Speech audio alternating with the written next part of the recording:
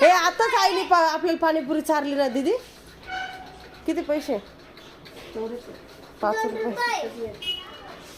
तुला कशाला पाहिजे पैसे? तुला कसे पाहिजे सांग? आईने सगळ्यांना पाणीपुरी घेऊन दिली ना बिचारीने. नाक दाखव. आमच्या अन्नूच्या नाकावरून काय गेले प्रिया? ट्रक. हा, आमच्या अन्नूच्या नाकावरून ट्रक गेली. असं भांडत राहते आईसोबत. दर दादा दुकानात जाय. दुकानात जाय धरून. अरे 5 रुपयाचं फेवकिक येईल का? चाय पत्ती इकडे बघ. कुटर. ही एक कुटर आमची.